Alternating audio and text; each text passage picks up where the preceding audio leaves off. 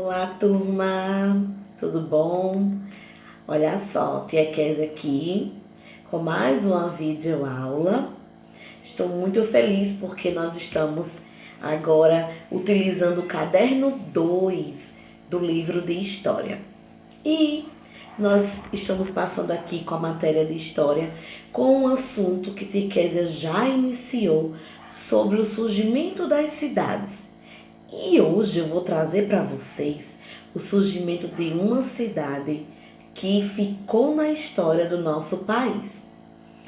Em outra aula, a tia Kézia havia explicado que algumas cidades surgiram a partir da comercialização de alguns produtos, como a cana-de-açúcar, que foi o açúcar, como a coroa, portuguesa, que o rei de Portugal enviou para Salvador, Tomé de Sá, para que ele governasse, tomasse conta das finanças daquele lugar. E a cidade de São Paulo também, que aí ela foi crescendo, de acordo com a chegada de padres naquela cidade e a catequização que os padres faziam com os indígenas. Com essa cidade de hoje não foi diferente. É uma cidade que é muito bonita, é uma cidade que se tornou uma cidade histórica pelos patrimônios que nela existem. Então vocês vão conhecer agora um outro produto que fez com que essa cidade, que antes era uma vila, se tornasse em uma grande cidade. Com vocês, a história da corrida pelo ouro de Minas Gerais.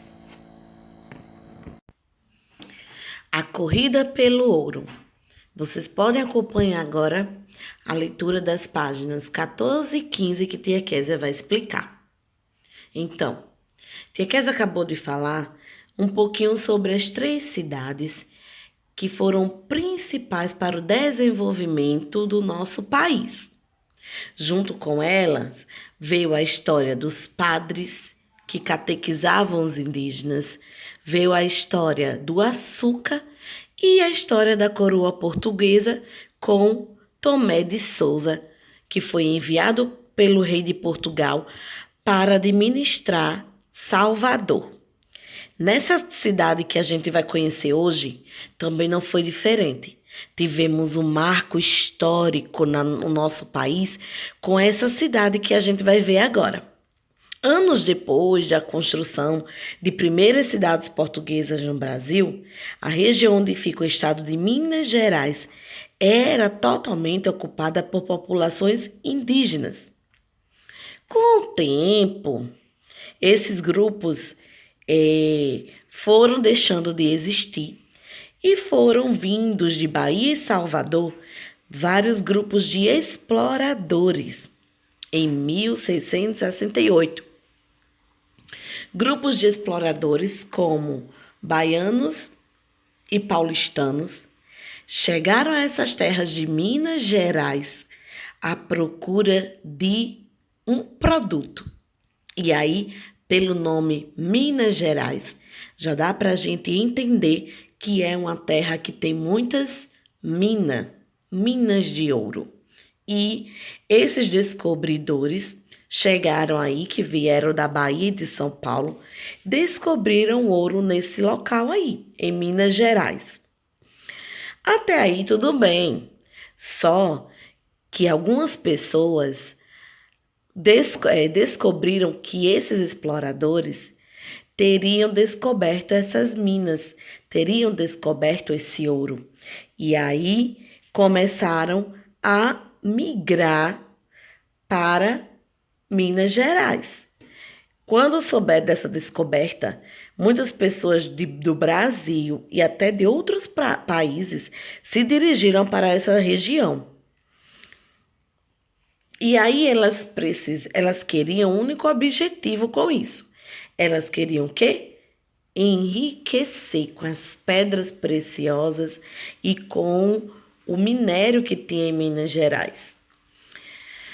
Com esse enriquecimento e com essa chegada grande de pessoas vindo de países e vindo de fora, a vila começou a aumentar.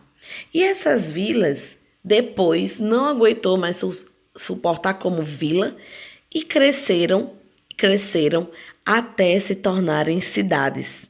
Então elas deixaram de ser vilas e se tornaram cidades. Parte da riqueza que era obtido aqui por esse enriquecimento todo, parte desse dinheiro era obtido através desses minérios. Então, a cidade, ela foi sendo enriquecida aos poucos. Então, com essa comercialização de pedras preciosas, a cidade de Minas, ela foi deixando de ser vila. E aí, todo esse dinheiro foi usado para construções. E aí, a pergunta do próximo slide é: o que fizeram com a riqueza obtida por parte do ouro? Então, a resposta está nessas fotografias. Eles conseguiram obter construções de diversos tamanhos, de diversos modelos. Na época, eles usavam materiais que eles tinham mais disponíveis. E aí, esses materiais, esses objetos que foram usados nessas construções, são objetos tão bons, materiais tão bons, que até hoje pode-se notar e perceber ainda nesses patrimônios culturais, essas construções intactas, certo? Mesmo com forte chuva, com sol, algumas delas conseguem ainda permanecer da mesma forma de quando foram construídas. E aí foram construídos com parte dessa riqueza várias construções como igrejas, como praças, como mercados, como moradias, certo? E muitas delas são visitadas por milhares de pessoas, de turistas, até os dias atuais, certo? Mas por que cidades históricas?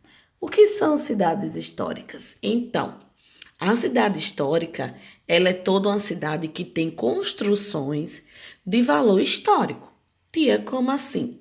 Que fizeram parte da história de um lugar e permanece até hoje a sua origem, certo? Então, todas essas construções que vocês estão vendo aí na imagem são construções antigas que até hoje elas são permanecidas. Elas podem ser casas, igrejas, edificações antigas. Então, as cidades históricas, elas guardam a lembrança e a memória de um povo, de um acontecimento que ocorreu em um determinado lugar. Tia Kézia trouxe na página 15 uma curiosidade sobre Minas Gerais. Deixa a tia Kézia contar para vocês. Nessa foto aí, pode-se observar uma fonte.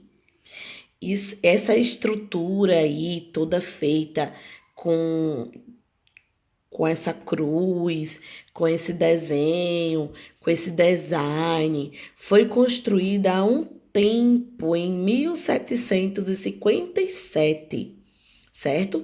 Essa foto é a foto do chafariz do Caquinde, que está lá na página 15 do livro de vocês. E aí, no passado, as cidades da região das Minas não tinham água encanada. Havia fontes e bicas públicas em ruas, avenidas, praças. Eles colocavam essas fontes.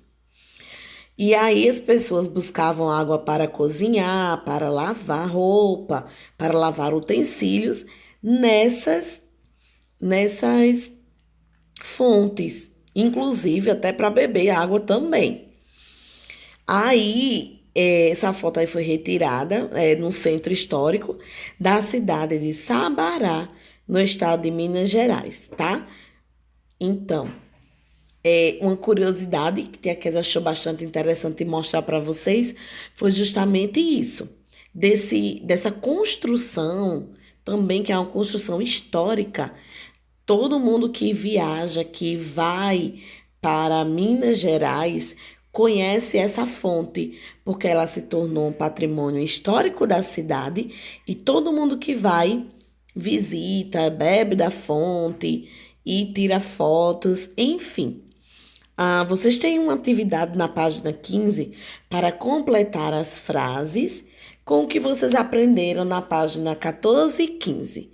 Então, bom estudo, leiam o texto, relembrem aí o vídeo que a Kézia explicou agora, dê uma olhadinha com calma e até a próxima aula.